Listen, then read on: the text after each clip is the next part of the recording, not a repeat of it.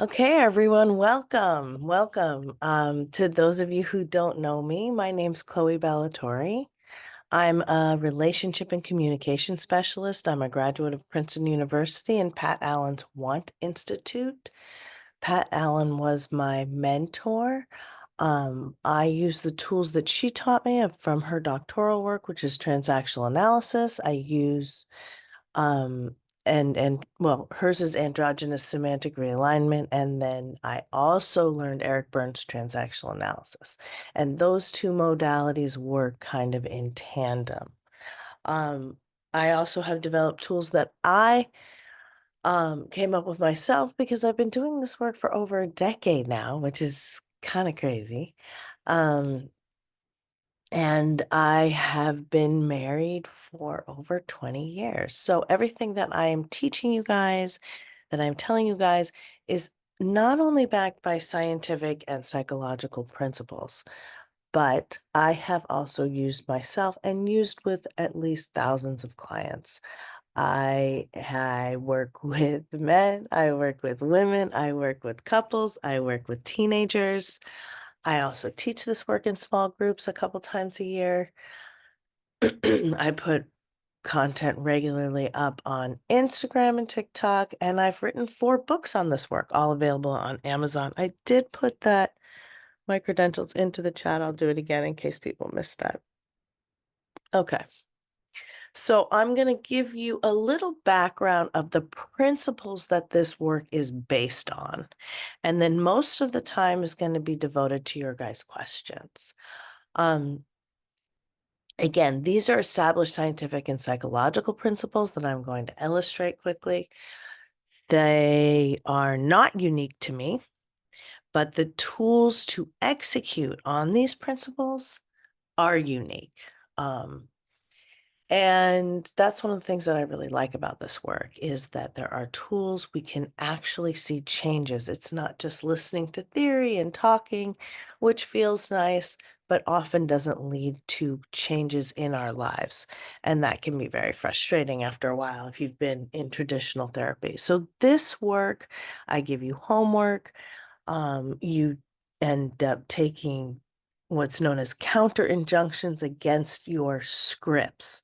So a lot of us are stymied in our relationships and in our lives in general, our adult lives in general, simply by the coping strategies that we developed as children, in a traumatic household, usually to some degree traumatic, whether it was a small T or a big T. And we adapt to these households, to these conditions, often at the cost of our own authenticity, because it's crucial that we attach to the people that own the refrigerator so that we can survive. Now, these coping strategies, because they are formed during the critical windows of childhood, specifically between the ages of 0 to 12, um, carry forward into our adult lives. And primarily, they carry forward into our intimate relationships.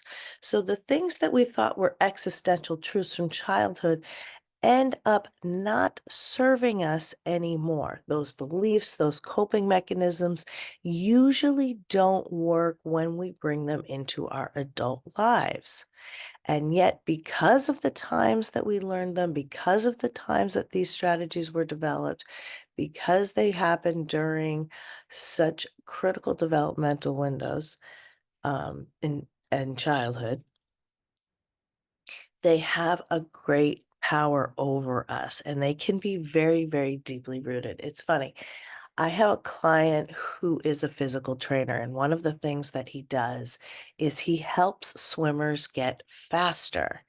And he once described this to me as breaking them of their default stroke habits, right? So if they didn't tend to use their kick a lot, then he'd have to work on their kick. Um, and this is very similar to the work that I do in helping people excavate their childhood scripts.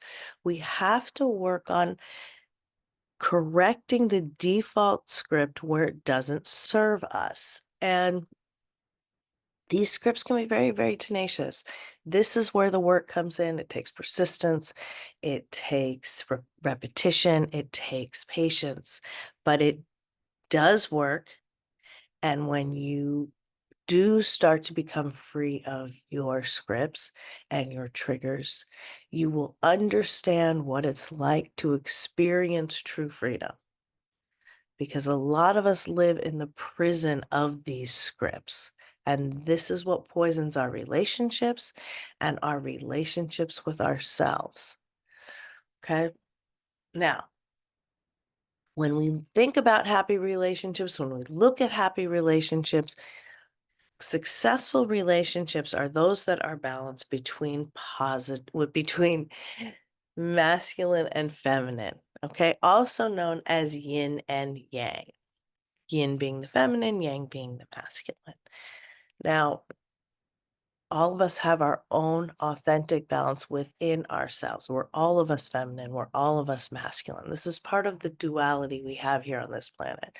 And the philosophy of yin yang, which is thousands of years old, but we also have more recent scholarship by biologists who have shown us that we all have that right side of the brain that is more feminine, that is passive, patient, and vulnerable.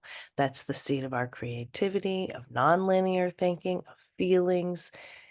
It's receiving, spiritual, sexual, sensual. A good metaphor for feminine energy is flowers. Feminine energy is in the world to make it fun, but it's not of the world. And then all of us have that left brain, that thinking mind, the world of thoughts, linear thinking, single-mindedness, competing, conquering, controlling, giving, taking care of, nurturing. This is the side of ourselves that we usually inhabit when we're at work, for example. There's not a lot of room for feelings at work, right? We're in there competing with other people. And so this is the balance that all of us have inside of ourselves and that we also carry through to all of our relationships.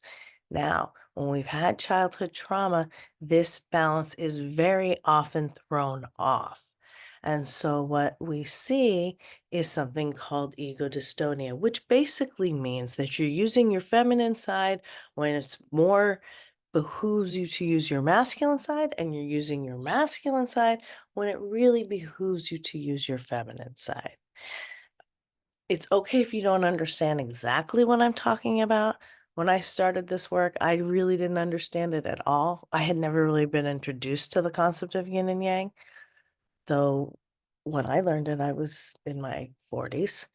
And I really wasn't accustomed to thinking about my own feelings despite being in a feminine body.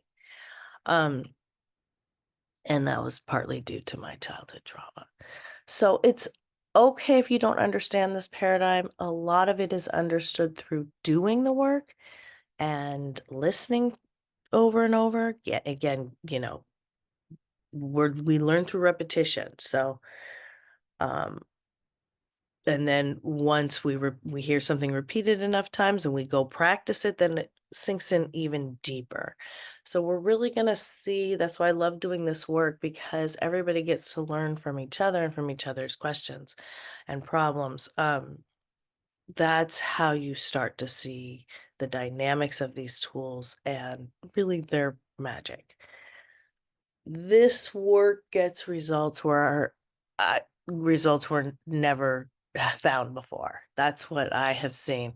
And in fact, that's what drew me into this work more than the philosophy, which, like I said, I didn't really understand.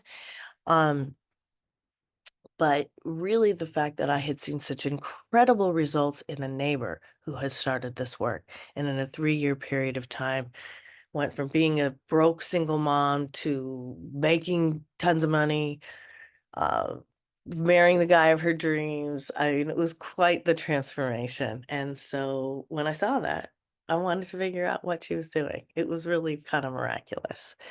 And that's what started me out on my journey. Okay. That's my spiel. Now I'm going to take your guys' questions. I also love to hear your updates because it's really It's good for me. It's good for you to come back. Let us know. Did it work? Did it not work? What problems did you run into? I really work with people on a granular level. This work, and especially when I teach in modules or I do private sessions, we really try to marry the theory with examples and behaviors and practices in our own lives. So in that way, it is actually really different than that traditional emotive psychology or therapy where you just talk and get your feelings reflected. We really try to work these tools, and these tools will help us then achieve more balance in our lives. Okay. So if you have a question, you can raise your hand. You can put it into the chat and I will unmute you, or an update. And I know sometimes it's hard to share in a group of people or a group of strangers, but sometimes it's easier to do it that way.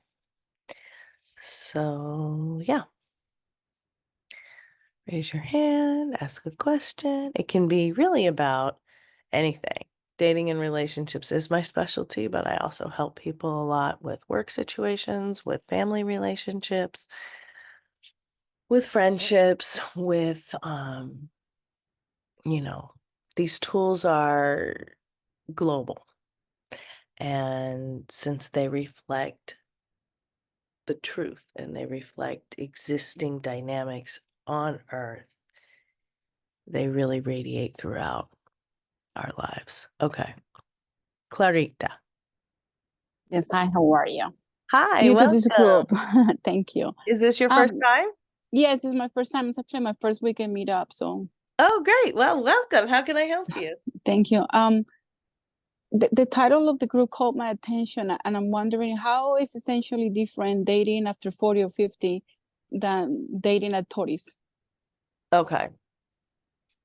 Well, I mean, there's a number of differences. So basically, at around 45 or 50, men and women start to go through hormonal changes, menopause and andropause. And that means that men have drop offs in testosterone, which makes them a little more feminine. And women have drop offs in estrogen, which make them a little more masculine. So you may have noticed grandma's meaner than mom and grandpa's nicer than dad, right?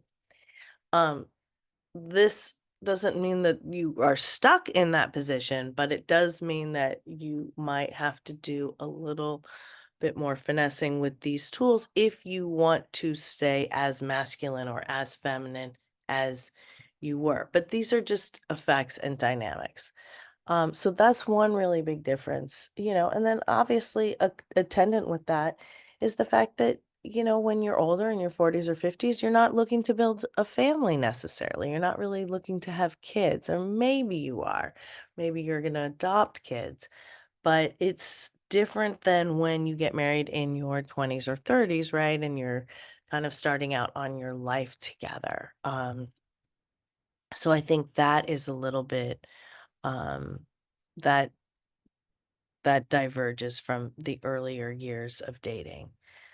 Of course, when you're in your 40s and 50s, a lot of people have been in relationships already. Some people have not ever been in a relationship at that age. So that can vary widely. Do you have like something more specific, or does that answer your question? It answers my question, but also about expectations, right? But you are actually addressing in terms of no building a family, but I'm sorry, I'm having a plane right above me. In terms of the dynamics of the dating, Mm-hmm. the expectations and dynamics of the dating, yes, but it's Okay. different at that age. Okay. Mhm. So let me ask you this.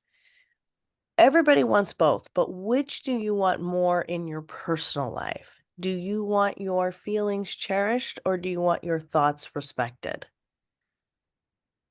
Oh, it has to start with the thoughts, so otherwise I cannot help my feelings sharing at all. Okay. So you want Uh-huh. your thoughts respected. So that's the more masculine position. So if Mm, you're coming from the more masculine position, then you're going to be looking for a more feminine man. And there's nothing wrong with that. That's like 25% of couples have that scenario, basically.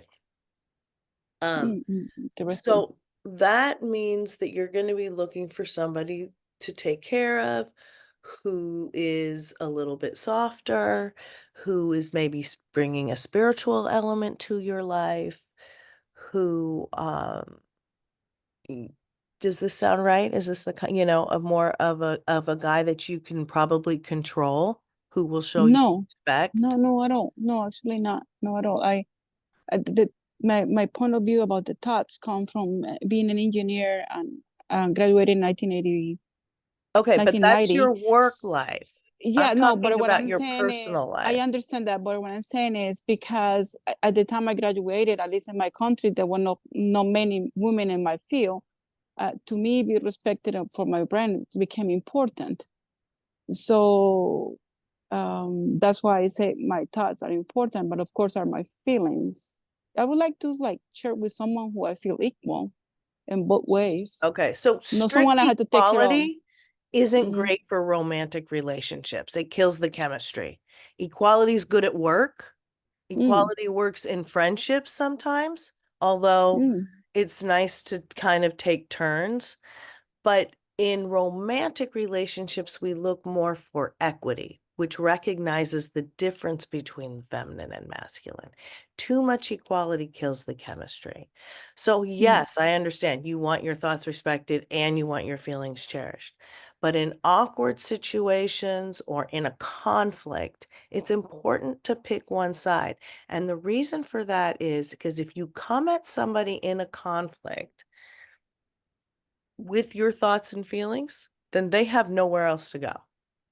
Then mm. you're a 10 and they're a 0. And it's in effect an act of narcissism. I'm not saying you're a narcissist. I'm just saying when one does that, it sets up a 0-10 dynamic. And sometimes that dynamic will flip, but that then becomes the paradigm for communication. So the tools that I teach is called conscious communication, consciousness being defined by Carl Jung as the balance between feminine and masculine. So if I come at you with my feelings, then you need to respond with a thought. And if I come at you with my thoughts, then you respond with a feeling, or vice versa. You understand? And I that's see. what helps us keep the balance of energy in the relationship good, and also helps us negotiate with love, right? One of the principles of this work is that there's 3 ways to negotiate: bully with intimidation or fear, which is the masculine in the extreme; seduce with guilt or tears, which is the feminine in the extreme; or to negotiate with love. And that's what I teach. And that's what I mean by doing the equity. Mm, And that's okay. there's part that's part of the paradigm of conflict resolution. Because, if you've been in if you've been in any kind of relationship, you know that for it to last, you need to have that ability to resolve conflicts, right? Does that make sense? I was mute. Yes. Okay. Okay, Yeah. good. Does Yeah. that It's not answer about your winning. It's Yeah? not about winning every discussion or about imposing my thoughts at all. I don't think that's any happy place for anyone. Yeah. Right. And It it's has to be look, harmony. Yeah. you don't Hmm. have to do it all the time, but these tools specifically come in awkward situations like first dates, getting to know somebody, and in conflicts. Okay. And I understand you sound like you're really smart. This work is actually really attractive to smart women, because a lot of us really smart women have approached dating kind of like a job interview, right? We want to put our best foot forward. We want to tell where we graduated from. We want to say, all of our achievements. And that's actually, a masculine man will interpret that as competitive. So it's not that you need to hide those things on a date, but you might not lead with them unless you want to be in the masculine energy. If you want to be in the feminine energy, you get to be a little more passive. You get to sit back a little bit more, right? And hear what he's wanting, what he's controlling, what his ideas are. Not that you can't contribute. Of course you can. It's not about that.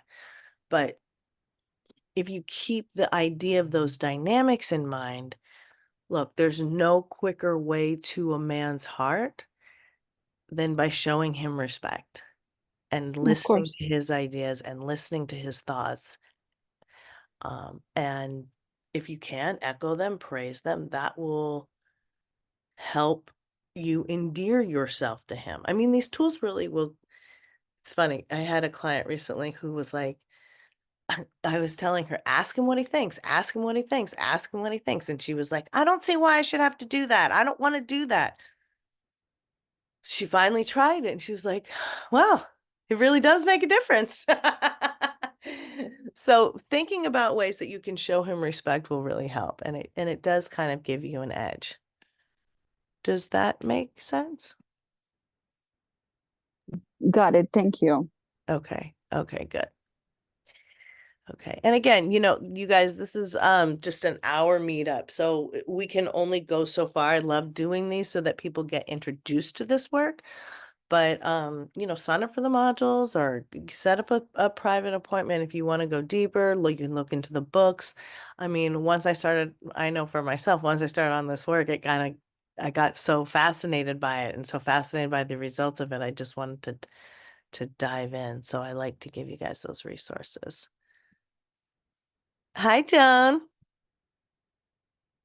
Let's see. There we go. Hi, Chloe. How are you? Nice to hear your voice. I'm thank you. It's good to hear you too. I was just like relishing in your intro and that first session you were just doing. But Oh, good. great reminders. So yeah, but I'm not doing that great because I'm calling you for like help. Okay. So How can I help you? well, and I guess I'm calling you over my relationship with my daughter. Right. Um, it's very How? strained. Okay. Um, there's a lot of hurt that's been exchanged. I would say both ways. However, you know, her hurt seems to be more persistent. Like I get hurt on occasion by her actions or words, and I kind of cower and go to my corner and sulk for a while, and then I'm like, okay, gotta come out of it, right? Mm-hmm. This is my daughter. I love her. I want a relationship. I want a relationship with my grandkids, and so then I kind of go back to the table but then I act like nothing's going on, like nothing's wrong. And I know that's not the right answer. I Mm-hmm. know we have to address some things. But I haven't been successful in starting that interaction or getting the discussion going. And we've talked about stuff, like our relationship, like over the years, right? But she's holding on to a lot of hurt and a grudge and things like that. And So some she's of it still I think mad at is you about warranted and some of childhood or it's no? not. Sorry. Yeah. Mm-hmm. Or Yeah, is she it more is. about childhood or is it more about current things? Oh, I guess. Um, well, I think it started in her childhood and I think her deep issues are from childhood. But even when things seem to be going well for us, she throws out the like comments and stuff that I feel as daggers, right? Mm-hmm. And Do you want to give me an um, example of one? um, uh, gosh, well, of course, I wasn't thinking of that. Um, I can think of like, no, you know what, and this might be telling for you too. Like I can think of some examples where I walked away feeling hurt, but the example isn't the detail. It's more, she's snapping at me like that again, and just like, and so no, I can't even sit here and give you an Okay, example. so there's a couple things. So first of all, there's a difference between somebody's intention and then the impact it has on you, right? And so that's why I asked you exactly what was being said, because a lot of times when I work with couples and, this isn't like that different or, two people who love each other know how to push each other's buttons. And so something that maybe is sounds very painful to you. Objectively, if one of us heard it, wouldn't be that painful, right? I just worked with a couple recently where the husband was mad because the wife asked, "Are you going to bed now?" Right? Probably to everybody in this room, that's like, what? Like, who cares, right? Are you going to bed now? But Yeah, he yes had or a whole no. story built up in his head about what that meant. Oh, she means that I need to give her a foot massage. She means that I haven't finished serving her. She means, all this other stuff. And so we had to get through that if there another intent behind it, or so that's why I'm asking you, if you give me an example of something that was said, we could kind of like diffuse it and see if offense and if you're having a triggered reaction. Okay, so usually what happens in your situation and in intimate relationships of all stripes, one person gets triggered and then that causes a big reaction, right? Because when we're triggered, that's pretty much the definition of it. We're just in a world of hurt and we can't think anymore. So we're not acting logically. All we see is that emotional reaction. One person gets triggered, they react to the trigger, and then that triggers the other person. They react to that trigger. And then you just have two crazy people, right? Yelling at each other or crying or whatever it is. And then there's not, because both people are triggered, there's not a lot of thinking happening. And that's what leads to really bad fights. Um, and then you have to kind of like find your way out of that. That's why one of the tools I teach is, and it sounds like maybe you're kind of doing it. If it starts to go down that road, you do a timeout. Just so one of the problems is that once you start having really bad fights, first of all, you start establishing a pattern of bad fights. And then you also start establishing a pattern of saying cruel things to each other, which can't be taken back, which may not really be appropriate in that situation. They may not even really be directed at you, right? But because the trigger's happening, you've heard it, you starting to internalize it, and then that becomes, a compounded issue. Does that make sense? Joe, are you there? Sorry, I muted because I Oh, did. okay. Okay. Yeah. I forgot I muted. Oh, no, it's Um, yeah, so I can totally relate to what you're talking about here. And so like you were talking about the intention versus the action, the right? impact. Yeah. Oh, it versus the impact. Okay. Um, well, like I know my daughter does not have malintentions, right? We've had these conversations before, and I don't have them either, right? I mean, this is my daughter, right? Right. She's my daughter. I love her like she's it, right? And but she doesn't sense that, or she doesn't, something's happening What are the where, things that you do to show her you love her? well, I tell her, Okay. um, I offer my help and assistance on a regular basis. Very Um, good. and like I'll pick up my grandkids and take them for the night, or something like that. You show up for her Oh, regularly. oh yeah, pretty much about once a week I'll take my grandkids. So you can be relied upon. Yeah, she can That's very trust good. me. Okay, Hmm. that's very good. And I'm sure that makes a difference to her. Now, I think I remember that the last time we spoke, you said you said something similar. You were having the strained relationship with your daughter, and you said also her marriage was on the rocks. Has anything changed from that time? Um, Or are you pretty much status quo? it's changed a bit, but I think their marriage is still strained. Okay. Hmm. And one of the things that was happening, I remember, is there was this dynamic of things that your daughter said specifically in relation to her new half sibling that was embarrassing Oh, to you. So is No, it that wasn't embarrassing. It made me sad. it made you sad, right? It made Right. me sad. Yeah, that I didn't think she had But you compassion. criticized it. Right. And you criticized it. And that Yeah, I made don't her recall upset. what I said. You're exactly right. I don't recall what I said, but she definitely took it as criticism. Right. And that wasn't anywhere where I was So going, but is I that did. still the same pattern you guys are in? I guess because it hasn't changed much. We make a little progress, but to be honest, I don't think it's so much progress as it is. Um, I just kind of, like I said, I kind of just go back to my corner and take the emotional hit, right? And Mm-hmm. I wear it myself, and I just get myself through it because I don't want to hurt my daughter. Right. Like, That's why I want to get into what the specifics of it are, because maybe we can flush the communication a little bit. Maybe there's a misunderstanding. When there's problems in relationships, mostly it's because of problems in communication, especially in a situation with you where both people love each other, and want to make it work and are motivated to make it work. yeah, You I know, actually feel like there's a respect issue. I don't think she respects me. right. And definitely not like how I would, how I remember respecting my mom. Right. So what does she do that shows a lack of respect? Well, really, it's a lot of the way she talks to me. So you think And she's condescending the way she talks to you? oh, most definitely. Okay.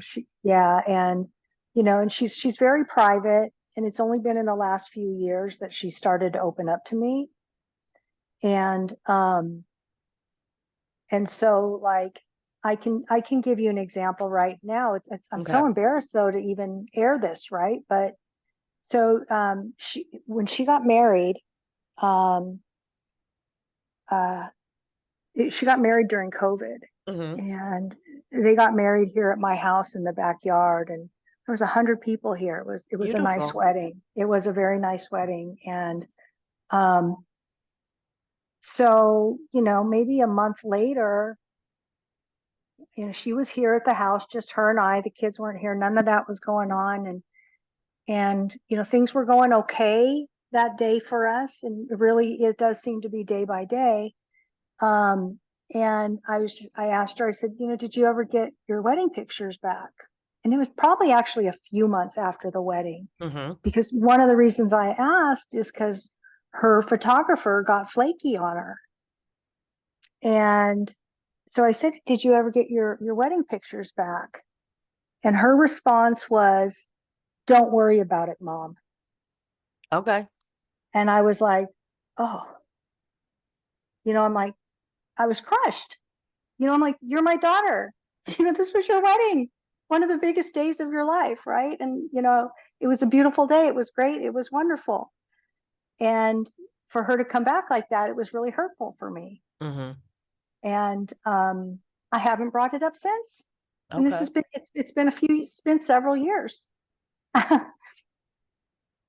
But that's kind of an example of, me like her saying something, like for whatever reason, I don't know why she gets like that, but that's an example of how she Okay. gets So with me. that example and the one from the dinner that I Mm-hmm, brought up that I remember that you told me.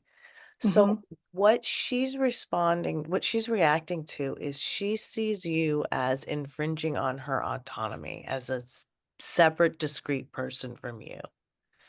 And sometimes when you say things because you guys are so close, it's triggering for her. Like she didn't handle the situation okay. Oh, what happened with that? Right? I know kids will also get sensitive. Why do you think you need to check in on that? It's like you don't trust me. It's like you don't believe that I can handle something. Now, it was perfectly logical for you to ask and perfectly fine to ask, but it's also okay for her to say no. I understand you didn't like the way she said no, but she didn't swear at you. She didn't call you a bitch. She just said, don't worry about it, Mom. And in my experience, from where I sit, that's a pretty common response from a kid to a parent when they don't want to talk about something, right? One of the biggest things that children complain about, and even when they're grown, is that the parent doesn't let them be their, and it's not always articulated this way, but authentic self. The parent is infringing on the autonomy. The parent doesn't believe that they can handle things on their own. The parent is giving unsolicited advice. The parent is judging them. That your daughter already has all your words in her head. She probably already knows what you think about many situations, right? You guys know each other really well. Sometimes Right. she doesn't want to hear that reiterated by you. So if she cuts it off there, I say you got off pretty easy. She didn't start screaming at you. She said, I don't want to talk about it. Don't worry about it. Not for you. Okay, move on. Don't take it so personally. You're getting triggered by her. You're taking it very personally. You know, we're not ever really going to be able to control other people, but only ourselves and how we manage our own emotions. And you have every right to be hurt by it. I'm not saying that was like crazy or anything like that. I'm guessing that her response to you, which was abrupt, probably to you triggers something that you experienced in your childhood, right? Somebody not giving you a complete answer, somebody blowing you off, like you said, somebody not showing you respect, somebody not caring about your thoughts, whatever it is. And so that triggers you. So then that's why you're still upset about it. It's really, when we have triggers, it's not about what's happening in the exact moment. It's really about the original wound and what that brings up for us, right? It doesn't matter that his wife is asking him what time he's going to bed, if he's going to bed, that doesn't matter. If he's staying up, that somehow, and we didn't get to it, and sometimes we never get to it, but just understanding that that somehow was a trigger and caused a big reaction, which then caused another big reaction.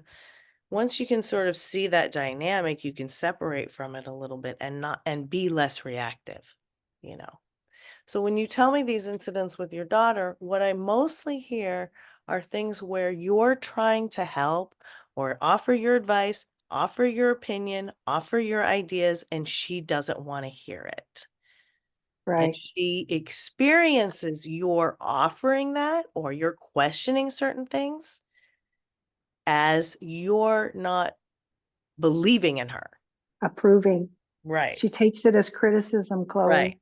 And So her and I have had that discussion many times that she thinks I was too critical So growing when up. she gives you that message, no, I don't want to talk about it. The best thing you can do is just go, "Oh, that's one of her things. Okay, let's just move on." And get to a topic that you guys can agree on. The grandkids, or the steak she's making, or the beauty of Hawaii, whatever it is. Um it's hard when we're parents to get out of that role of advice giving and caretaking. But when our kids get older, we really risk alienating them if we don't let them, spread their wings. And I know you do, and you're very concerned about her, and I know you want to be there and be very supportive to her. And I'm not saying you're doing anything wrong, but just understand that when you do,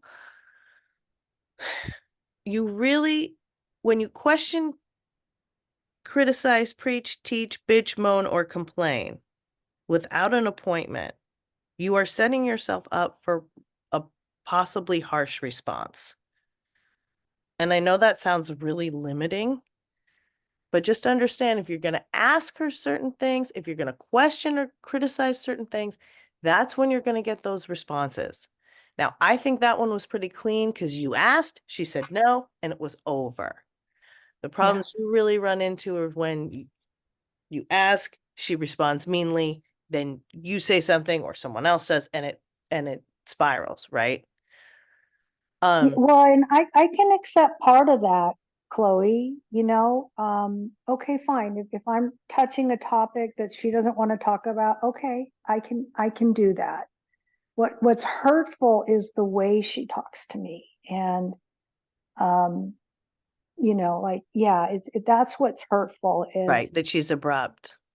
well, and it's more, yeah, abrupt is actually a really good way to describe it. Yeah, but I've also been on the recipient end of her absolutely screaming at me in top of her, like in the craziest scream, like screaming at me. Right. And Well, I I'm mean, like, oh my gosh, where is this coming from? She was never, we weren't like that when she was growing up. I don't right, know where it's coming from, except from the point of she feels like I criticized her. And although there wasn't direct criticism, it was more like, hey, let's see if we can do this better. Right. So I was indirectly criticizing her right. And she in didn't, different ways. And she's right, very, and then she also has told me in our discussions that she didn't feel seen or heard, as a child. And I can totally understand why. right, Right. right. You said So, that you've come a long way since you were a parent, like since she yeah. was little. Well, and then she even said something recently to me. She says, because I did tell her, I said, I said, I just don't like when we fight like this. And these are our extensions of fight, right? It's not Right. usually yelling and screaming, but, and she says, I know, mom. She says, I want to get through this because I don't want you to die and me to have these feelings, Well, that you was, know? So, yeah, that was really kind of a nice thing to say.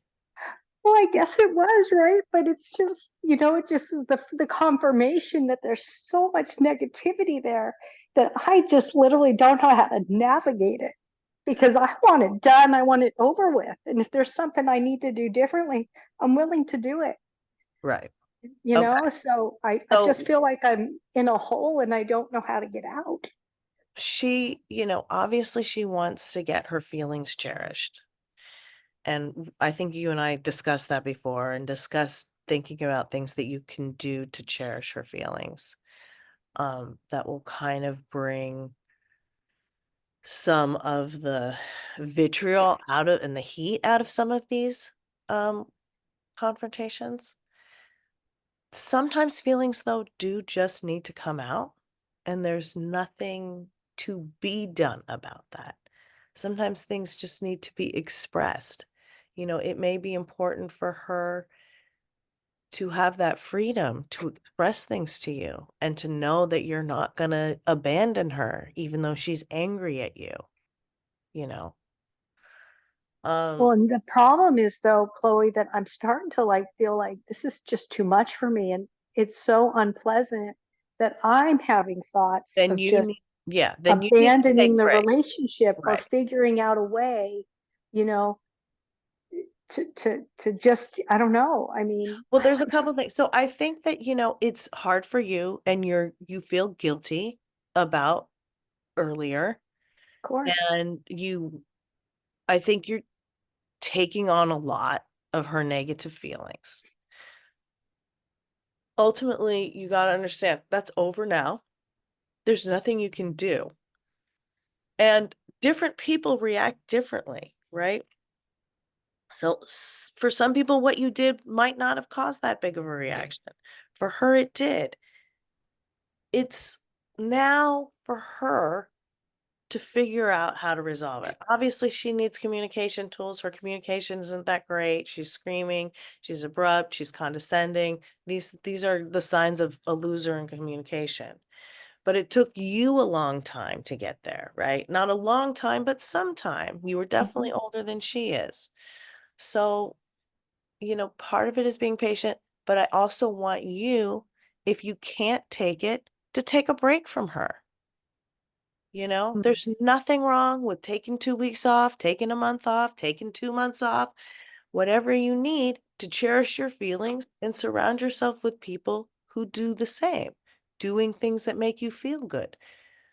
Um, whatever that is, taking it. I had a client recently who just started taking trips. Well, she was taking them by herself and then she joined like a biking trip that she enjoyed and you know she pulled back from an abuse it was a boyfriend, but she had pulled back from an abusive relationship and found really had found things that she loved. And so, there are other you don't have to see her, you're not obligated to see her. I know you want to be there for her, but you have to women have to feel good to do good. I know being a mother is a masculine role, but you're not a mother of a small child now. She doesn't need you to survive, technically. I know she loves you and you love her, but it's okay to take a break. I think when some of these conflicts erupt, and this is normal for when conflicts erupt out of triggers, but when we're triggered, we tend to start fantasizing like worst case scenarios. So it's not never it's not even about the fight anymore. It's are you going to bed now? Well, then let's just get a divorce. It just gets like really far along really fast. And it's hard not to think that way. But don't believe every thought you think, you know? And if you need to take a break, I'm 100% supporting you in that. Take a break till because you're going to have to come, even though you guys are both adults, you're further along in your journey. And you're going to have to approach the relationship stoically. You're going to have to be the quote bigger person. Yeah. Yeah. She said that to me before, actually, too. She's You're the not gonna, mom. yeah, and she clearly doesn't have tools or guidance that have brought a significant improvement yet. I don't know if she's working on something or she's not, but No, nothing. she's working on herself. She's working Okay. on herself, but And is what she's doing, is it effective or is it? maybe somewhat. I'm not really sure because, Okay. I don't know how much growth she's had that, Right. but Okay. Well, we can always set up a session, the three of us too, if she's open to it. Um, Maybe if you take a break for a little while, then when you begin to reinitiate contact, that might be a time where that she would be more open to that suggestion. Give her a chance to miss you a little bit. And yeah. don't put it on her. Don't make it attitude. Just go, I'm really strung out. I'm really stressed out. I need to take a break for a little bit, and you don't even need to announce it, but just if she reaches out to you, you Hmm. know.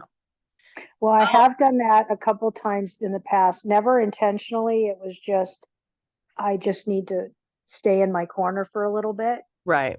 And Good. and so I've done that a couple times, and both times she did end up reaching out, checking on her, like saying, "Hey, are Good. you okay? I haven't heard from you for a while," or you know, um, and usually that also includes, like maybe her asking if I can watch the kids and me telling her no, I'm not available this weekend or whatever, Right. right? Well, that That might happens be a the bit, and then it kind of triggers her to realize something's going on with my mom.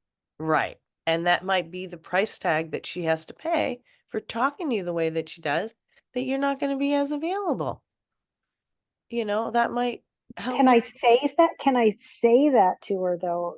Like I've been wanting to say it because I don't, I feel like this, I mean, even when I back off, it's like I said, it's not intentional, but it feels like a game. Yeah, you can just And that's say, not what I'm trying to yeah, you do. can say, listen, honestly, I'm not blaming you, but I'm at a place now where our interactions are hurting me a lot and I don't feel I can function normally.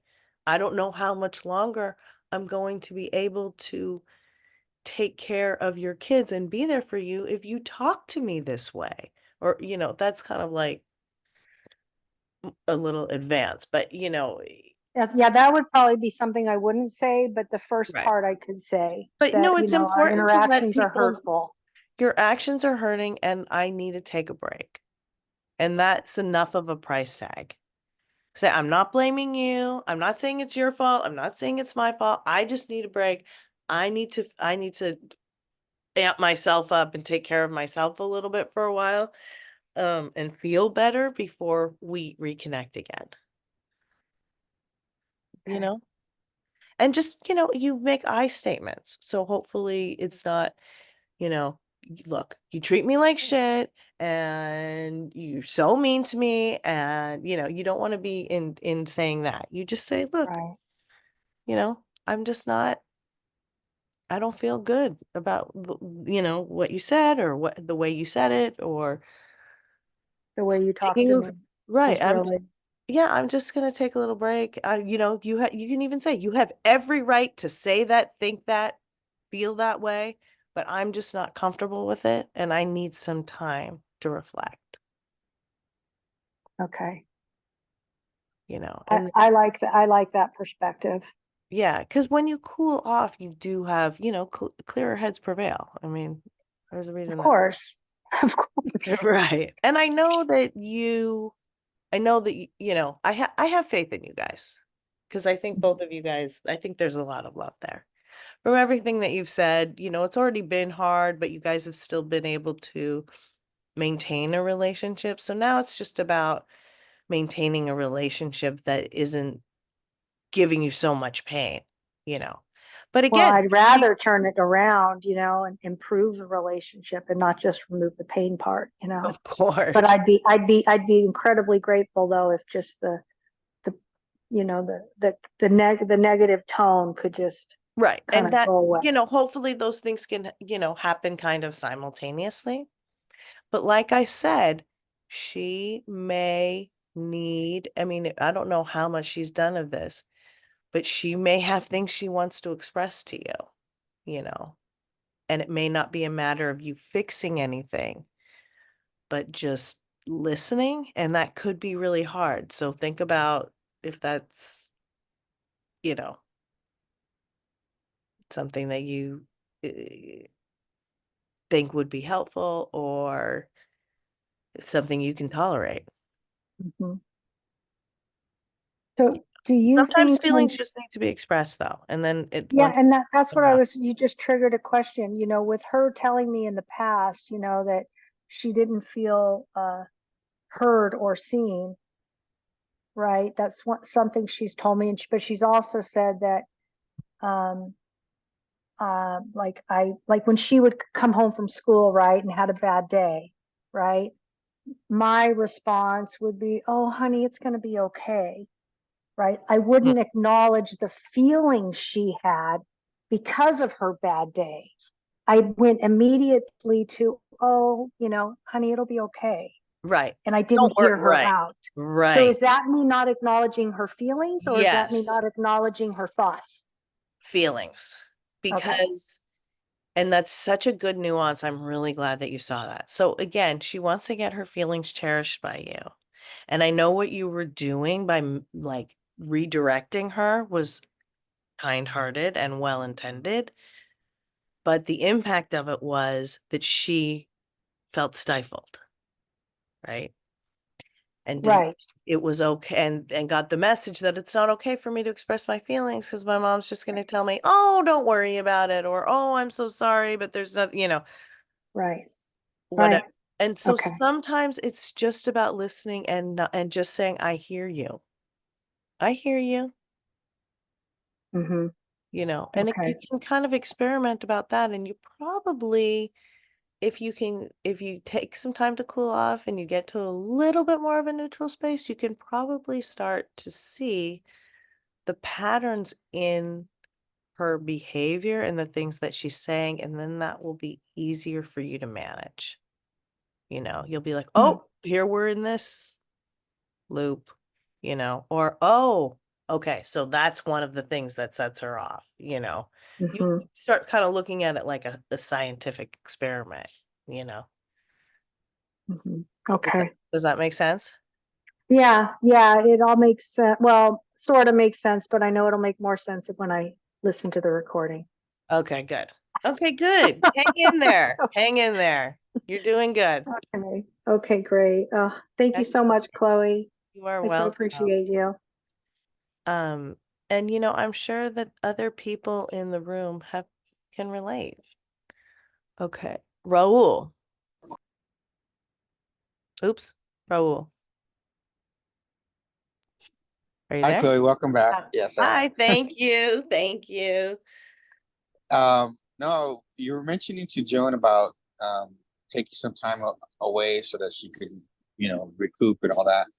But I was in a toxic relationship, and I recall that if I were to make such a suggestion, that would engage a argument onto itself. So I'm wondering, how would you handle that? You telling someone like, "Oh, I want to take a break," but then they want to make a fight about that. Right, You taking right. a I break? mean, yeah, that is kind of a no-win situation, you know. If somebody's not even going to give you the space to make a decision to take a break, then I mean, what are you going to do? You know, it just sounds like, oh, the other person is bullying, right? Okay, It's that 10-0 situation. got it. So Thanks. That was, so there's no, I, you know, there's no negotiating with some people. Our next station stop is And that's, you know, that's one of the ways that we mitigate some of the pain that we find in relationships. You know, it's not that we can get rid of all pain and vulnerability in relationships. That's always going to be there. But if you notice that you fall into certain patterns or that you are going back for pain again and again from the same well, that's when we can start to begin to mitigate that. And so if somebody really isn't willing to give you the space of your own thoughts or feelings, well, that's kind of a deal breaker. I mean, some people are in codependent relationships, right? That movie Secretaries about that, and they have at it and they enjoy it. But that's not a relationship I teach. Okay. Lee, last question. Hi, Lee. How are you? Hi. Hi, I'm okay. How are you? You sound I'm great. good. Um, I have a quick question about your services. Yes. You are fantastic at relationships. Was wondering, do you also offer career coaching? Is that something you have done or can do? I mean, I have definitely, it depends what your expectations are and what you're exactly looking for. Uh, I do help people get what they want, right? And I mhm, help people negotiate.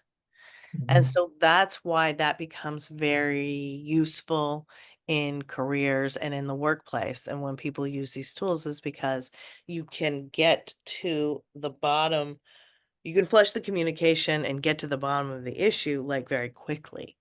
Now, mhm, in a workplace, that's not always the case, right? There's been a lot of awareness, a lot of complaints about this, really even in just the last 5 years about, you know, toxic workplace culture. So, yeah, I definitely can. For people that are trying to figure out what they want to do with Yeah, their yeah, life, yeah, just yeah, job. absolutely. Absolutely. Oh, good to know. I also wanted to ask you, I kind of touches, I loved Joni's message tonight because I had a question for you about bullying in a friendship when you've got a friend. Yes. And do you feel the friend is bullying you, how to handle that? Because in the past, have learned I've had to stand up for myself, and I feel horrible about it. I don't like having to stand up for myself if I feel I'm being picked on, and I feel What do you like, mean you don't like to have to stand up for yourself? You mean you prefer just to take it? well, I feel like that's often the best thing to do because um, it it it just I find that it ends up becoming an uncomfortable situation Right. after. Okay. So there's no one size fits all on that, you know? It really depends on the person. Um, you are absolutely right that sometimes it's right to just shut up and say nothing, you know, strategically in a situation. But if you're going to have a lasting relationship with the person, that is not the right move because that ultimately will hurt your self-esteem. If this is like the first time or it's news and, um, Right. whatever it is, if it's, obviously if it's a cop telling you what to do or, there can be any number of scenarios. Well, Um, don't you feel it's important to feel respected in any relationship? I do. I mean, for me in my personal relationships, if I don't get my feelings cherished, and certainly if I don't get my feelings cherished or my thoughts respected, I'm out. And I keep a small circle because I just want to be able to trust the people that I Mhm. have around me. I built a foundation of trust with the people who are in my life. Everybody can be a jerk sometimes, but we try to build that pattern with people who merit it. It sounds like if somebody's bullying you all the time, all you can really do is take yourself out of the situation or try to negotiate. Let them know that that's not working for you. and then see what they do. Use the stroke and stand, Yes. where you make an appointment that, if it's worth it.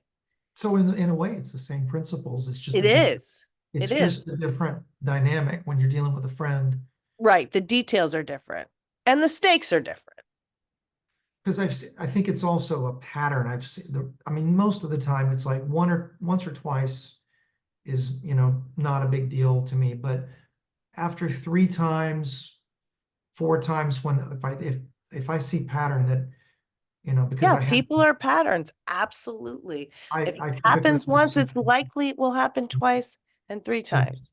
that's when I feel the need to speak up for myself. And I hate it because the other person doesn't like being accused of bullying. Of At least, course, but all you can do is do the stroke and stand, right? Make the appointment, begin yeah, with a compliment, and then express either your thought or your feeling and ask for the compliment.